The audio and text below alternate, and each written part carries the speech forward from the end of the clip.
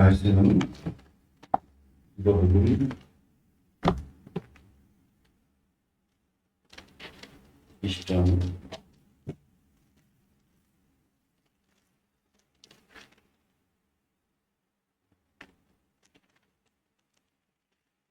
22장인데 22장 1절에서 6절까지 말씀 같이 읽도록 하겠습니다. 시작. 유월절이라는 무교절이 다가오매 대제사장들과 서기관들이 예수를 무슨 방도로 죽일까 궁리하니는 그들이 백성을 두려워함이더라.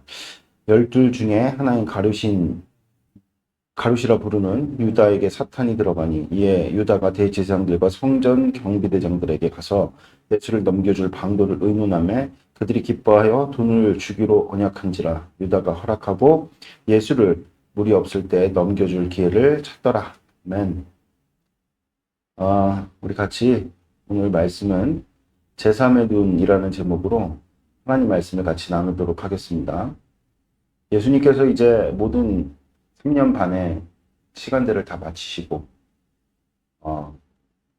예루살렘 성으로 들어오셨죠. 그리고 이제 유월절이라는 절기를 기념하는 가운데 유월절 이제 다음 날에 예수님께서 이제 십자가에 못 박이시고 안식일 다음 날 예수님께서 이제 부활을 하시는 그런 어떤 상황을 이제 맞이하시게 되었다. 예수님께서 십자가 지시겠다라는 말씀은 직접적으로 여러 차례, 서너 차례 말씀을 분명히 하셨고, 이에 따라서 여인들 중에는 슬퍼하면서 자신이 가지고 있는 향유옥합을 깨뜨려서 예수님 머리에 붓는다거나 또 머리카락으로 예수님의 발을 씻겨드리는 예수님의 어떤 그런 장사를 의미하는 그런 의식들을 가질 정도로 예수님의 그 십자가 지시겠다는 말씀에 대한 어떤 심각성을 깨달았죠. 그만큼 쉬운 일은 아니라는 거죠. 예수님께서 십자가 지시기 전에 감람산에서 땀방울이 피방울이 되도록 기도를 드리셨다. 인간적인 어떤 고뇌를 담고 있는 그런 표현이잖아요, 여러분들. 그리고 예수님께서 3년 반 동안에 제자들하고 같이 지내시면서 얼마나 많은 우리 한국 사람들의 표현으로 치자면 정분을 쌓았겠냐는 말이에요. 그렇죠? 감정적으로 얼마나 이 제자들을, 그리고 예수님 요한복음 6장에 보니까 예수님께서 내 살과 피를 먹고 마시지 않으면 천국에 들어갈 수 없다 했을 때 많은 사람들이 예수님을 떠났단 말입니다.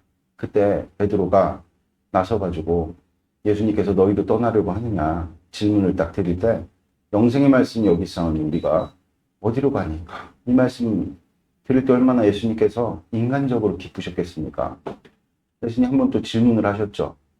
사람들이 나더러 뭐라고 얘기를 하냐. 또 베드로가 나서가지고 주는 그리스도시요 살아계신 하나님의 아들이십니다. 이 말씀을 또 예수님께서 들으실 때 얼마나 기뻐하셨겠냔 말이에요. 여러분들 예수님께서 이 땅 가운데 어린 아이로 오셨어요. 그분은 천지를 창조하신 하나님의 아들로서 창조주시죠. 자신의 가지고 있는 모든 지성과 능력과 또 인격과 이 모든 것들을 다 제한하셔서 이 그리스도의 우리가 비하라고 얘기를 하잖아요. 스스로를 낮추셔서, 스스로를 낮춰야 했다는 것은 존재가 격화됐다는 것을 의미합니다. 그래서 예수님께서 성인이 되기까지 그 어린아이로서의 모든 무지와, 어린아이들이 순수하고 귀엽지만 무지하죠. 지식이 아무것도 없는 상황 속에서, 물론 기도하면서, 여러분들 기도할 때 주님께서 우리에게 다 가르쳐 주십니까? 안 가르쳐 주십니까? 가르쳐 주세요. 그런데도 불구하고 왜 기도를 안 하죠? 그 사람 이름 까먹었는데, 기도에 관한 거장 이름 까먹었다. 누구죠? 조지물 말고. 기도에 관한 책도 쓰시고 하셨는데, 하여튼 그분이 기도를 엄청 많이 하신 분이 기도에 대해서 뭐라고 말씀하셨냐면, 기도는 노동이다. 우리가요, 죄인잖아요. 그래서, 항상 이야기하지만 우리는 스스로 존재하는 자가 아니라 필요된 자예요. 우리에게 가장 어색한 게 뭐냐면, 자존심, 내 생각. 이런 것들이 사실은 피조물로서 굉장히 어색한 것이거든요. 왜냐면 동물들은요, 패턴을 벗어나지 않아요. 본능에 의지해서 살기 때문에. 그렇죠? 예측 가능하단 말이에요. 인간 그렇지 않다는 거죠. 어디로 이게 뻗쳐나갈지 몰라요. 왜 그렇습니까? 우리가 죄인이기 때문에 그렇습니다. 아멘? 그러니까 이 죄인으로서 죄성을 꺾는 게 기도예요. 기도는 주님께 구하는 거거든요. 내 스스로 존재하는 것이 아니라 나의 존재 가치를, 그러니까 김춘수의 꽃이라는 시처럼 누가 나를 불러주기 전에는 아무런 가치가 없는 거예요. 그러나 불러줄 때 너는 무슨 꽃이야 무슨 꽃이야 아름다움을 담아하고 불러줄 때 가치가 있고 의미가 있는 것이죠. 우리가 다 그렇게 꽃처럼 존재 가치를 나를 불러주시는 하나님을 향해서 여러분들 상정을 할 때 우리 인생에 평안이 있는데 이것을 가로막고 있는 것이 무엇이냐? 죄라는 거죠. 그래서 기도가 힘든 겁니다. 그래서 그 기도에 관해서 그 사람 이름 자꾸 생각했는데 너무 유명하신 분이신데 또 아는 거 없어요? 아니 외국 사람. 근데 그분이 뭐라 그랬냐면 기도는 노동이다. 왜 노동이라고 했을까? 힘이 드니까. 그럼 한번 생각해 보세요. 예수님께서 이 땅 가운데 인간의 연약함을 동정하셨다 그러잖아요. 옛날 성경에 채울하셨다. 그러니까 예수님께서도 이 땅 가운데 오셔서 죄는 없으시지만 인간의 모든 연약함을 다 경험을 해 보셨을 거 아닙니까? 그러니까 기도를 통해 가지고 뭔가를 누군가에게 배운다는 것이 쉽지가 않습니다. 그렇죠? 그러니까 굉장히 제가 어제도 요새 이렇게 백종원 씨가 굉장히 하여튼간 활약을 많이 하고 계신 것 같은데 제가 보니까 좋은 마음이 있는 것 같아요. 그래서 자꾸 이 사회가 쓰는 것 같아. 하나님께서도 이렇게 그 사람 예수님을 안 믿는지는 몰라도 쓰시는 것 같다. 왜냐하면 이 세상은요, 주님 오실 때까지는 일반 은총으로 유지가 되거든요. 그런 측면에서 훌륭한 사람들이, 인격적으로 훌륭한 사람들이 계속 나타납니다. 그러니까 여러분들 예수님 안 믿는 사람들 가운데 벌어지는 일들이라고 해서 우리가 폄하하면 안 돼요. 그 안에서 하나님의 영적인 법리를 깨달을 줄 알아야 됩니다. 그래서 예수님께서도 너희들 이 빛의 자녀들아, 제발 세상 사람들을 보고라도 좀 배워라. 말씀하시면서 이제 불의한 청지기에 하는 말씀도 하셨죠. 그러니까 그 불의한 청지기가요, 그냥 예수님께서 아예 지어내신 말은 아닐 거예요.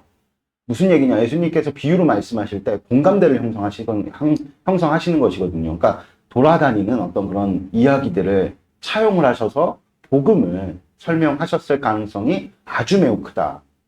그런 측면에서 본다 그러면은 이 참 백종원 씨가 참 되게 참 좋으신 분인 것 같아요. 이분이 그래서 하여튼 뭐 여러 가지 프로그램을 통해서 같이 있는데 동종업계를 이제 뭐죠? 일하시는 분들, 그러니까 자영업자들을 돕는 어떤 그런 프로그램을 이제 하면서 멘토를 자청해서 이제 식당에 가고 음식도 먹어보고 하는데 어제는 이제 뭐 돈가스 사장님을 만나가지고 이제 음식을 먹었는데 음식은 굉장히 성의가 있는데 뭔가 하여튼 맛이 이상해서 이 또 백종원 씨가 발굴한 연돈이라는 저기 제주도에 유명하잖아요, 그렇죠? 원래는 저기 어디 서울 어디에 저기 홍제도인가 거기 근교에서 장사를 하시던 분이었는데 이제 돌아다니시다가 조그만하게 돈까스 장사를 하셨던 분이신데 거기 가고 이제 백종원 씨가 먹어보고 너무 맛있다. 그게 입소문이 나가 굉장히 유명해져서 결국에는 그 마인드가 너무나도 훌륭해갖고 백종원 씨가 아예 동업을 맺어가지고 저기 제주도에다가 가게를 하나 차려주잖아요. 그렇죠? 그 뒤로부터는 이제 뭐 둘의 관계가 이제 뭐 좀 달라졌겠죠. 뭔가 이렇게 사업주와 이제 같이 그것을 또 이제 뭐라 그래 프랜차이즈라 그러나? 하여튼 그런 비슷한 계약을 맺어갖고 뭐 계약 관계에 있긴 하지만 그런 계약 관계 이상의 어떤 그런 멘토와 또 이렇게 멘토링을 받는 사람으로서의 어떤 관계가 있는 모양. 그래서 이 백종원 씨는 근데 이제 돈까스에 대해서 잘 모르잖아요. 먹어봤는데 분명히 성의있게 만들었는데 맛이 뭔가 이상해 눅눅해. 이게 왜 그럴까 이렇게 생각을 골똘히 하다가 이 백종원 씨가 나는 잘 모르겠다더니 그 연돈 뭐죠? 그 돈가스 이제 사장한테 전화를 딱 걸었더니 그 문제점에 대해서 아주 정확하게 파악을 하고 있으니까 그분은 돈가스에 관한 아주 그냥 달인이 되죠. 거의 전문가 수준으로 그 문제를 듣자마자 전화로 그냥 솔루션을 딱 주면서 해결이 된 거예요. 그 문제가.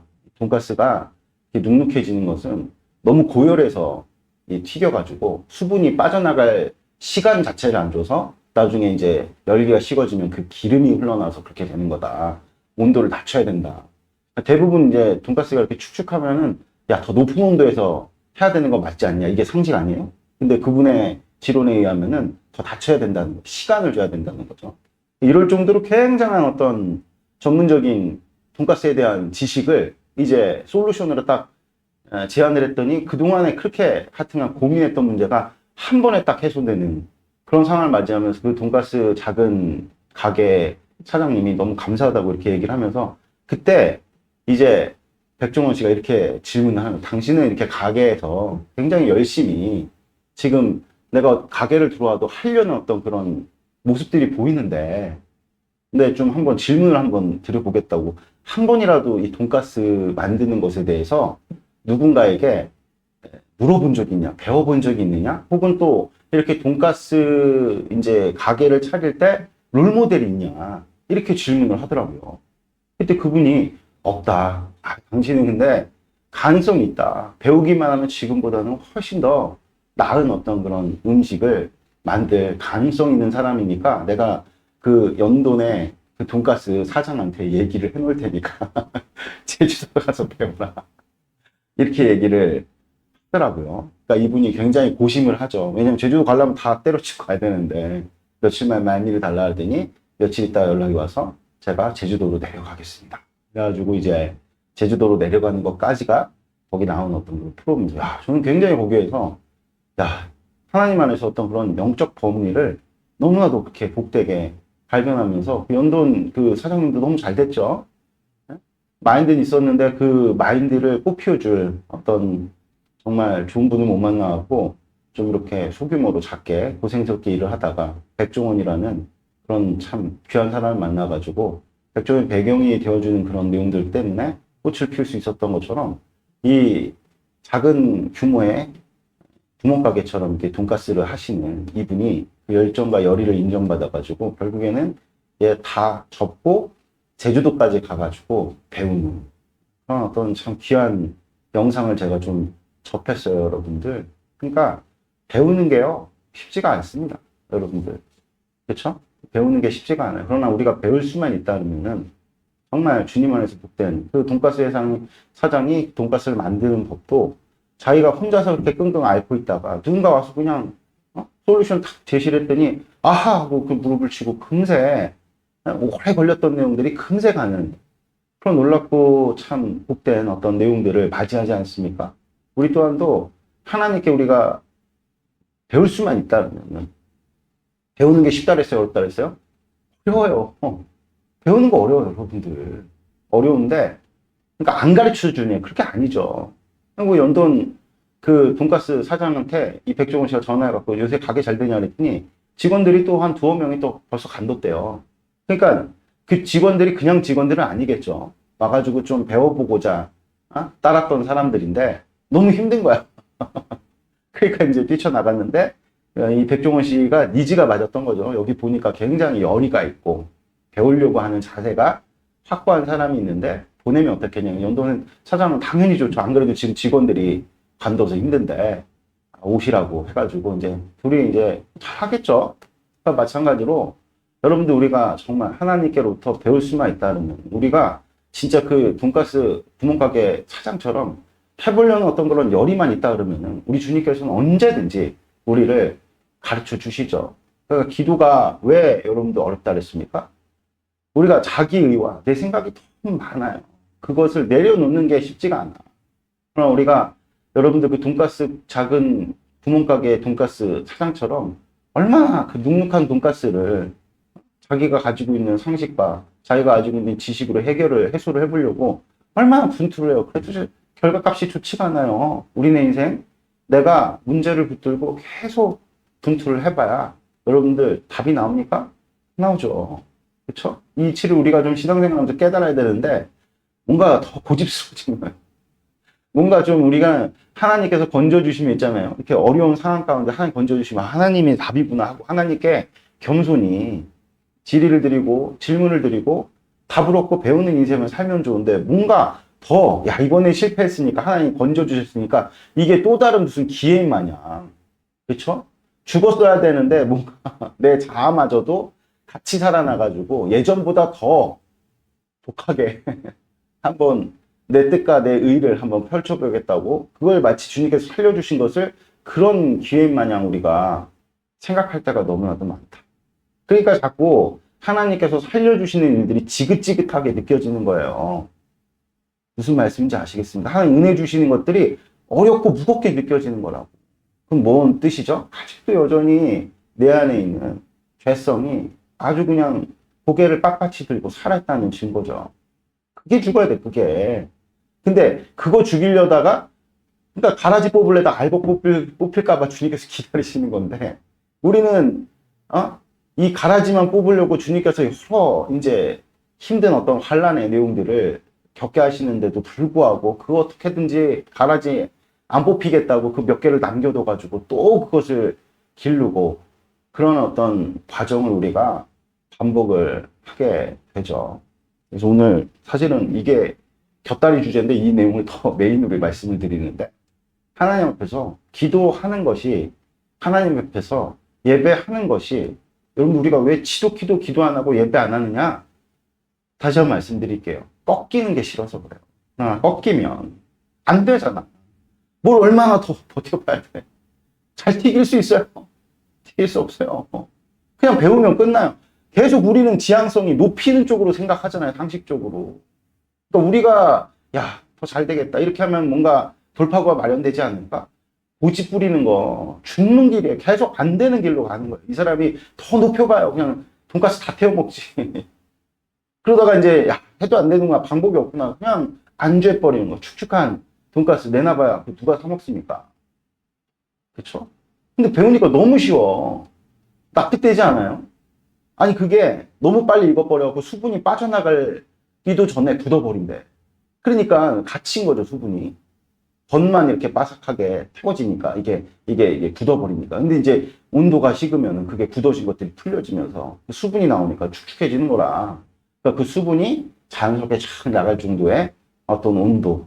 근데 그 온도를 그냥 낮추기만 해라. 그럼 이 사람이 너무 낮추면은 안 있겠죠. 그래서 아예 그 돈가스 사장이 원래는 이제 사람들이 온도를 책정을 할 때 에어프라이기도 그렇고 그냥 170도, 10도 단위로 이렇게 그냥 대충 하잖아요. 근데 그 달인이 몇 도로 딱 가르쳐 줬냐면 162도에서 4도 사이에다 놨더래.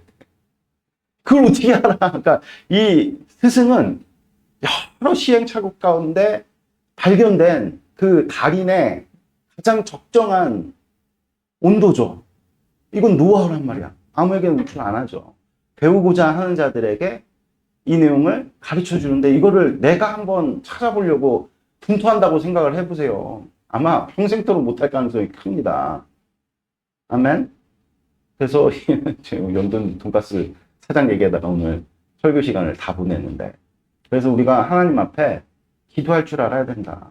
우리 주님께서도 이런 모든 내용들을 다 겪어 가시면서 이제 완연하게 십자가라는 그 사명에 대해서 감당할 만한 어떤 때가 찼어요. 그게 예수님이 이제 30세 되던 때죠. 30세는 이제 어떤 거죠?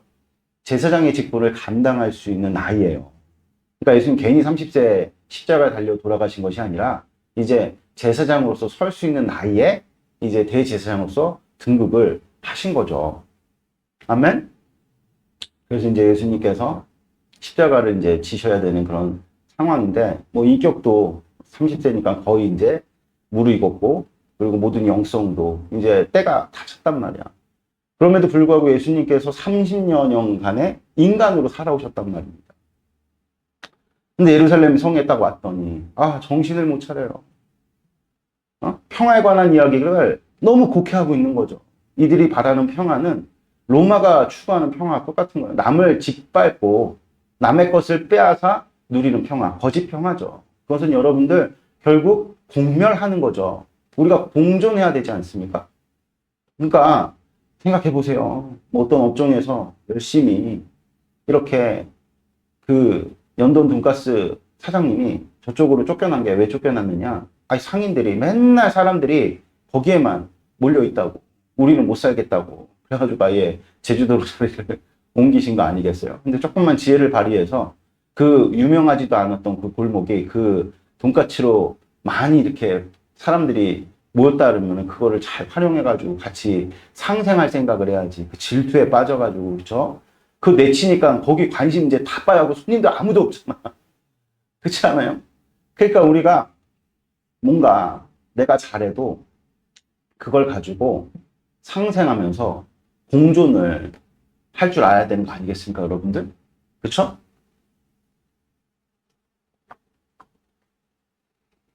근데 뭐, 하여튼 그 얘기는 차치하고, 예수님께서 이제 십자가를 지시는 그 일로 말미암아서 예루살렘 성에 갔더니만, 아니, 그러니까 아까 앞서 얘기했던 것처럼 뭔가 이스라엘 백성들이 추구하는 평화라는 것이 더불어 상생해야 되잖아요. 다 같이 잘 살아야 되는데, 지들만 강력한 나라 돼가지고 로마처럼 로마가 부러운 거죠. 그 이상도 그 이하도 아닌 예수님 관점에서 볼 때 그들의 메시아 대망이. 그러니까 소수의 제자들 외에는 하나님께서 베푸시고자 하는 에이레네에 대한 이해가 없는 거예요. 너무나도 몰인격한 추구를 예수님 앞에서 계속 강구를 하는 것이 아니면 예수님 막 대적해요. 자기네들 그 기득권 뺏기지 않겠다고. 이런 어떤 행태를 보면서 예수님이 얼마나 마음이 아프셨겠냔 말이요. 그렇죠? 근데 그럼에도 불구하고요. 하나님의 뜻이 쇠합니까? 쇠하지 않습니까? 쇠하지 않죠. 다시 한번 말씀드릴게요. 우리 주님이 분명히 신성과 인성을 겸비하셔서 완벽한 인간이시고 완벽한 하나님이시지만 여러분들 인간성이 없으시지 않단 말이에요. 얼마나 가슴이 아팠겠냔 말입니다. 그렇죠? 근데 그럼에도 불구하고 하나님의 뜻이 쇠하지 않기에 인간적으로 너무나도 가슴이 아프셔갖고 예루살렘을 오늘 제가 그 본문을 봤는데 우셨다. 그러니까 예수님이 눈물을 흘리신 경우 한 두세 차례 정도 되는데 두 차례인가요? 세 차례인가요?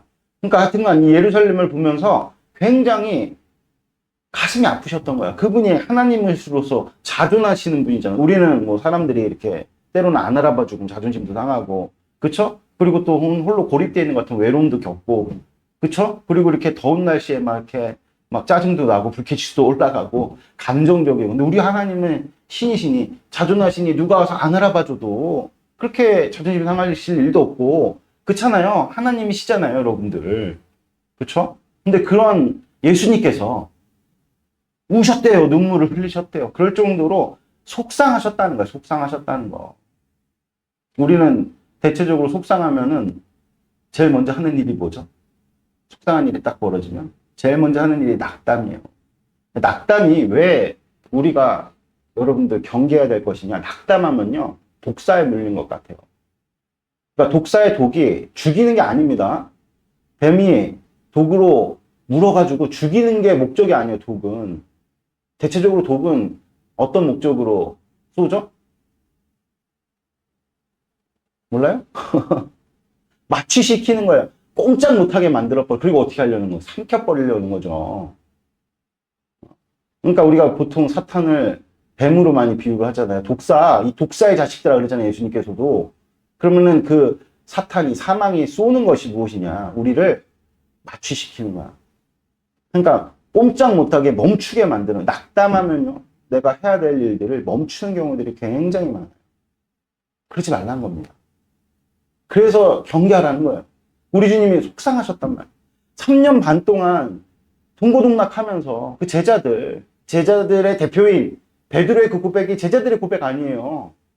도마 사도가 아무리 시니컬 해가지고 맨날 예수님 하는 말씀에 딴지 걸고 예수님께서 야 예루살렘 가서 나 십자가 질 것 같으니 야 우리도 다 같이 죽자 뭐 이런 식으로 비아냥 됐어도 예수님을 안 떠났단 말이에요. 그 요한복음 6장에 보면 내 살과 피를 너희들이 마셔 구원받는다 할 때도 12제자는 아무도 안 떠났어요. 거기에는 가룟 유다도 포함이 되어 있습니다. 가룟 유다는 그리고 또 명석한 사람이었죠.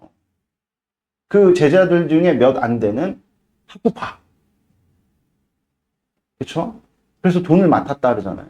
근데 성경에서는 그가 돈을 맡으면 돈을 사랑했기 때문이다. 뭐 이렇게 이제 표현이 되어 있긴 하나.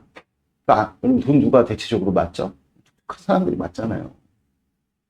똘망똘망한 사람들이 회계를 맡아야 일이 되지. 근데 돈이 어디로 들어왔다 어디로 갔는지도 모르는 저 같은 사람이 회계하면 다 망합니다. 근데 그런 똑똑했던 제자가 의식도 폈어요. 이 사람 열심당원의 어떤 그런 그 기류가 있는 사람이었고, 의식이 있었던 사람이 이스라엘 백성들 가운데 나라를 바꿔야겠다. 똑똑하고 빠릿빠릿하고 적극적이고, 그리고 옳다함에 대해서 뭔가 이렇게 다른 이들보다도 강직한 생각을 가졌을까요? 이건 너무 미화하는 걸까요? 다른 유다를. 성경에서는 돈을 사랑하는 자라고 얘기했으니까 그렇게까지 미화하지 맙시다.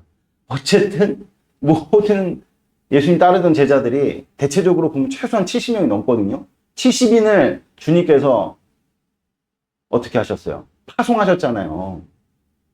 근데 그 중에서도 핵심적인 12제자 중에 한 명이 변심했다는 사실을 예수님이 알았을까 몰랐을까 아시죠? 얼마나 마음이 아프셨어요.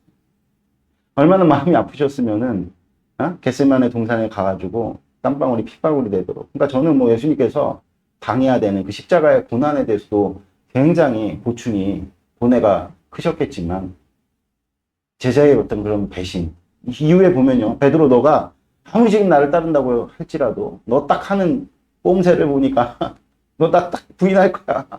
너가 추구한다는 그 의, 그게 얼마 못 가. 너가 지금 하나님의 의로서 나를 쫓겠다고 얘기하는 게 아니라, 그러니까 예수님 다 배반했습니까? 요한사도를 비롯해갖고 여인들은 아무도 배반하지 않았어요, 여러분들. 그러니까 지금 베드로 사도가 가지고 있는 주는 그리스도의 살아계신 하나님의 아들입니다. 정생의 말씀이 어디 내가 어디로 가오리까? 이 모든 것들을 다 성령 안에 깨닫게 해서 고백하는 것이겠지만 거기에 함께 섞여 있는 자기의 자기 뜻, 이게 너무 강하다는 거죠, 예수님께서. 그걸 지적하시면서 지금 너가 나를 따르겠다고 하는 것은 내가 죽는 데까지 따라가겠습니다. 반드시 제가 절대로, 그러니까 절대로란 말을 쓰면 안 되겠죠. 절대로 저는 주님을 부인하지 않겠습니다. 딱 보니까 주님께서 너는 나를 부인하겠다. 어떤 측면에서 보면은 닭이 2번 울기 전에 네가 나를 3번 부인하리라. 이 얘기가 아주 정확하게 맞아떨어졌으니까 예수님이 어떤 예지의 능력만 가지고 그렇게 말씀하신 것처럼 생각될지는 모르겠으나 그렇겠죠. 그럼에도 불구하고 아마 예수님이 당시에 베드로 사도를 통해 가지고 인간적으로 느껴졌던 그런 불순한, 그러니까 사도 베드로의 마음이 하나님 예수님을 향한 어떤 그런 진정성이 문제가 된다는 것이 아니라, 하나님으로부터 온 것이 아니라 자기 의로부터 온 이 생각을 보시고 그렇게 말씀하셨을 개연성이 충분합니다. 무슨 말씀인지 아시겠죠, 여러분들? 그러니까 이제 베드로 사도가 이후에 이제 예수님의 말씀처럼 넘어지죠. 그러니까 예수님 속상하셨겠어요, 안 속상하셨어요? 제가 예수님이었다면은 나 못하겠다. 나 너무 속상하니까 나 잠깐 동굴 좀 갔다 올게. 그리고 메시아의 모든 의무들과 사역들을 내가 너무 무겁게 여기면서 도망치려고 하지 않았겠는가. 충분히. 지금도 주님께서 맡기신 어떤 사명에 대해서 항상 내가 충성을 다하고 성실히 행해야 되는데 어느 순간에 이러한 내용들이 게으르고 더디게 이루어지느냐. 우리 여러분들 인간은요, 죄성으로 말하면 또 게을러요. 항상 게으름이 불러오는 핑계가 무엇입니까? 낙담. 나 지금 감정적으로 너무 속이 상한다니. 그리고 딱 주어진 일들을 안 해버리고 핑계대버리고. 그렇죠? 그러니까 여러분들, 하나님께서 우리를 통해서 맺고자 하시는 그 열매가 더디 우리 가운데 이루어지거나 혹은 그것이 이루어지지 않는 거죠. 아멘? 그러니까 여러분들, 예수님이 속상하셨겠지만 그 속상하신 것 이상으로, 그래서 제가 지난주에 그 연합교회 가서 설교를 이렇게 했잖아요. 설교를 하는 중에 묵상하는 가운데 하나님께 주신 마음이 무엇이냐면, 제가 이렇게 그 어색한 자리, 강단에서 이렇게 예배를 하는 게 자꾸 떨리는 거예요. 떨리면 하기가 싫은 거냐? 아니야, 또 하고 싶어. 왜냐면은 그 공동체를 제가 잘 그동안에 경험해왔던 공동체여서 너무 복된 공동체야. 그 복된 사람들, 그러니까 여러분들 말씀을 전하는 사람이 말씀을 가장 힘있고 즐거이 지나는 거예요. 전하는 어떤 전제 조건이 무엇이냐면 듣고자 하는 것. 그러니까 이강 목사님이 괜히 3시간, 4시간 이렇게 설교하시는 게 아니에요. 듣고자 하니까 3시간, 4시간을 전하는 거죠. 예수님도 마찬가지인 게 듣고자 하는 곳에 예수님을 믿고자 하는 곳에는 많은 말씀과 사역을 일으키셨는데 예수님의 고향 땅에 딱 가니까 듣기도 바라지도 않고 보고자 하는 사람들도 없어. 아주 적은 말씀과 적은 일밖에 하실 수가 없었죠. 근데 그 공동체 제가 잘 알아요. 듣고자 하고 얼마나 그러니까 제가 가면 참 은혜가 되겠다. 그러니까 2가지 마음이 공존하는 거죠. 인간적으로 굉장히 부담스럽고 피하고 싶은 마음과 그걸 이길 수 있는 기대. 그러니까 우리 주님께는 이런 어떤 인간적인 너무나도 큰 고통이 있었지만 지금 내가 십자가 지는 이 일에 누가 기뻐하시는 거죠? 우리 하나님께서, 아버지께서 기뻐하신가? 아버지께서 이루신 일에 대한 기대로 그 인간적 고뇌를 덮어내는 이런 놀랍고도 복된 역사가 여러분들의 삶 가운데 나타나시길 축복드립니다. 그래서 우리가요, 기대를 품어야 됩니다. 그러니까 우리가 왜 기도 안 하고 우리의 예배가 왜 막혀온 줄 아세요? 낙심스러운 일들이 있어서 그래요. 낙담되는 일들이 있어서 그래요. 뭐 율법주의에 치였거나 아니면은 신앙 소비주의에 실망을 했거나. 그러나 여러분들 우리에게 정말로 이런 모든 낙심스러운 일들, 낙담이 되는 상황을 이길 수 있는 소망이 우리 가운데 있다는 거죠. 우린 누굴 기대하는 거죠? 하나님을 기대하는 거죠. 그래서 여러분들 아무리 실망스럽고 낙심스러운 순간이 찾아왔다 할지라도 우리에게 주어진 의무, 우리가 행해야 될 일들에 대해서 포기치 마시고 하나님을 보시면서 예수님처럼 겟세마네 기도에서 땀방울이 핏방울이 됐다. 그러니까 땀방울이 핏방울이 됐다는 얘기는 그만큼 인간적인 고뇌가 컸다는 거죠. 그러나 예수님의 사역은 인간적인 사역이 아니죠. 신적인 사역이란 말이에요.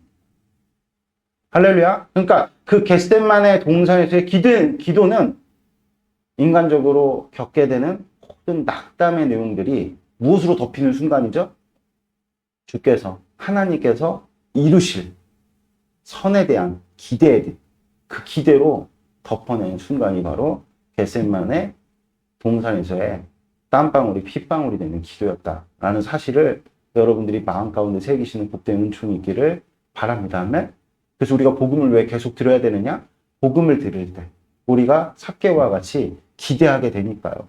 인간적인 모든 낙심스러운 상황들 속에 포기했던 가치들이 기대로 덮이는 순간에 다시 한번 삭개와 같이 내가 재산의 절반을 또 토색한 것을 4배나 갚는 그런 놀랍고도 복된 회개가 돌이키는 일들이 우리 가운데 일어나게 되는 줄을 믿습니다. 그래서 우리가 다시 신앙이 불타오르는, 그래서 우리 주님께서 우리 안에 거하심으로 너도 아브라함의 자손이다, 내 집에 구원이 맺다 라는 예수님의 그 음성이 여러분들의 삶 가운데 충만하게 들려지시는 은총이 있기를 주 예수 그리스도 이름으로 축복드립니다. 기도드리겠습니다. 하나님 감사합니다.